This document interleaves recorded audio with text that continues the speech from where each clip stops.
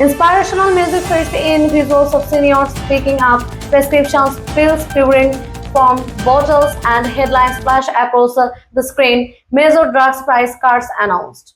Medicare reform in action, relief for millions of Americans.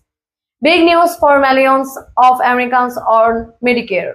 The Biden administration has just unveiled the first list of prescription drugs with a capped price, a direct result of the Inflation Reduction Act. It's a landmark moment in US healthcare and it could reshape how drug pricing works in America. What's just happened? Footage of President Joe Biden at a press conference, seniors meetings with pharmacists, close-ups of prescriptions labels.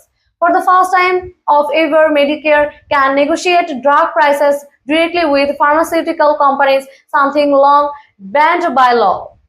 Thanks to the Inflation Reduction Act passed in 2022, these negotiations are now official, and this week the government released its first wave of price-capped drugs.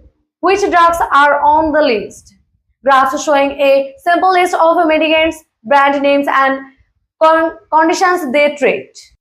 The list includes 10 high-cost, widely used medications covering conditions like diabetes, heart disease, arthritis, blood clots.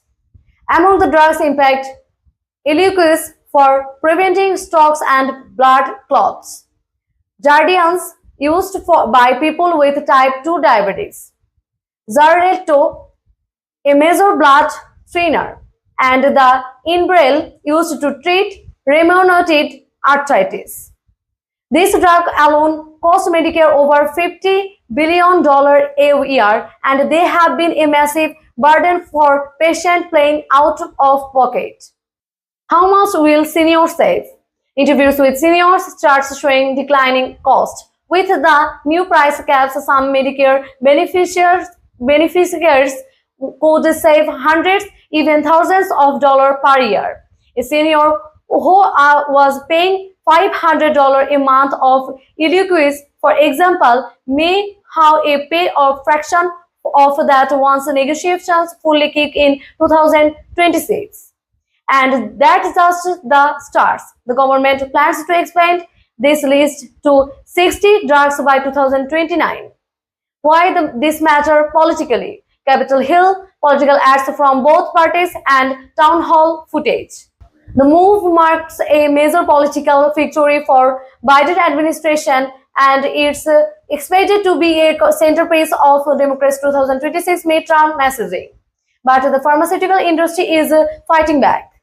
Pharmaceutical CEO testifying before Congress quote headlines.